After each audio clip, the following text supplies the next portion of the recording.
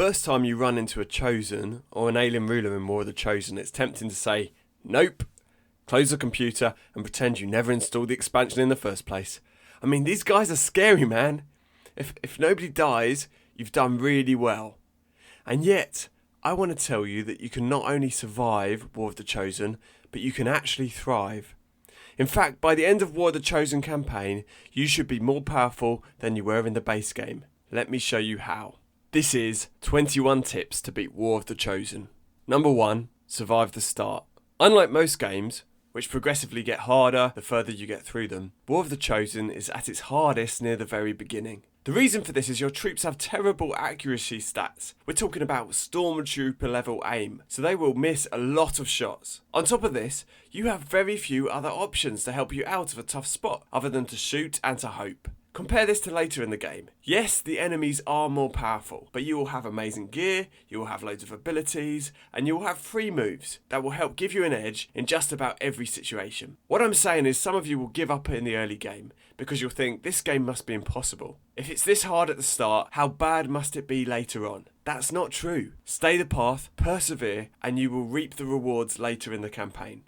2. Survive to thrive. Did you like the way I rhymed that? This is sort of linked to the first point, but this is a game where success breeds more success, and failure breeds more failure. Every time you lose a soldier in this game, you don't just lose that soldier, you lose time and resources. You will now have to recruit a replacement who will need a load of time and money to train to the same level as the guy you've just lost, whilst at the same time the aliens are getting stronger and stronger, making it much harder to promote your new soldier. That's not to say you can't survive a squad wipe, but that the game has just got 10 times harder when someone dies. Equally, if you don't lose soldiers in your campaign, you not only save resources, but you also save time, and your squad will kill aliens more easily. What I'm saying is that it may sometimes be easier to restart a campaign that has gone bad than to continue when the odds are stacked against you. Of course, it does depend. Some of you enjoy the pain. Good on you. Keep going. But for those of you who are pulling your hair out, it may be better to learn your lessons and restart a campaign.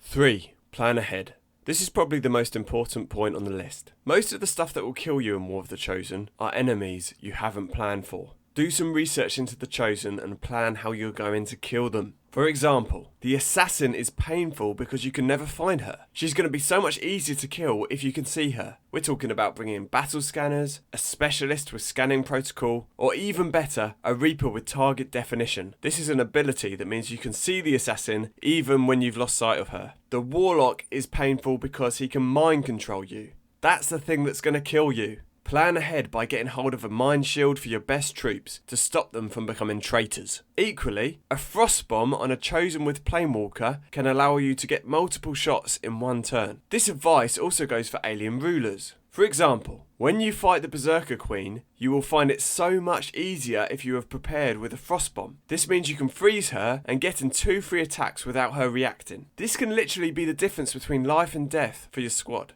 Throughout the campaign, you should be analysing what enemy is going to be appearing in the next 5 or 6 turns, and already planning how you're going to take advantage of their weaknesses. This means prioritising research trees, building specific items in the proving ground, and sending the correct troops on specific missions. If you wait until they're upon you, it will be too late to react. 4. Watch someone else. This is an unashamed plug. I've just completed a campaign on War of the Chosen on Legend difficulty, where I limited myself to only using close combat units. That means those designed to get in close with their swords, axes, and slashy things. It's always more enjoyable to watch someone else make a mistake so you can laugh at them and avoid the pain yourself. The link to this playthrough is in the description if you fancy taking a look, and make sure you subscribe if you enjoy content like this. Oh, and if you want to help us out, leave a like on this video. 5. Master the new units. To help you combat the new enemies on War of the Chosen, you have been given 3 new super units. These are the Reaper, the Templar, and the Skirmisher. Of these 3, the Reaper and the Templar are the strongest, and you should focus on upgrading them before your other troopers. 6. Reaper Stealth. The Reaper is amazing at carrying out stealth reconnaissance for your team. That means they go ahead, they see the enemies, they make sure you don't walk into any ambushes. The Reaper also has an awesome trick up its sleeve. Give your Reaper a superior extended mag. Also give your Reaper a superior repeater. Then use the Reaper ability Banish. The Banish ability empties the entire mag into one opponent. Using this with the repeater means you have a nearly guaranteed auto kill on one enemy on the level. It's not guaranteed, but it pretty much happens every time. This is awesome to deal with a Chosen, with an alien ruler, or anything that you don't really want to deal with. The Reaper is also good if you're particularly low on troops and the Avatar project is getting near the end. You can sneak a Reaper into an alien facility on their own and destroy it before evacing, before any of the aliens get a chance to react. 7. Templar fun. The Templar is awesome fun to use. Their parry ability is one of the strongest in the game, guaranteeing one alien attack to do no damage. Now this is not always possible, but if you can get a Templar with Fortress, which means that they don't take explosive damage, and Blade Storm, which means they attack and hit anything close to them, then you have a killing machine. You can stand in the middle of alien reinforcements and deliver amazing amounts of damage, and with Fortress you don't have to care about a Purifier blowing up in your face. 8. Prioritise armour. This is a strange tip that I would not have suggested in the base game. In the base game I would recommend going for damage output, but in War of the Chosen it is quite difficult to avoid being hit, particularly by the Chosen. Therefore I actually think it's quite useful to get upgraded armour early on to stop your troops from dying in the early game. 9. Use the Lost. The Lost might appear scary because there's so many of them, but they're actually here to help you. They act as a massive distraction to the aliens who will often target Lost ahead of your troops. Try to stand at a distance so that the Lost can't swarm you, take out the dashers first, and shoot those aliens from afar. Then move in to clear up the Lost left behind. 10. Value ability points. Ability points should be highly valued. They will turn a good trooper into a great trooper. Adding abilities like Death from Above, Chain Shot, and Serial can seriously raise the amount of damage your team is able to deal out. For example, if you use Death from Above mixed with an AoE attack like a grenade or a blaster bomb, one soldier is able to take 3 or 4 moves a turn rather than 1. That is a significant boost. 11.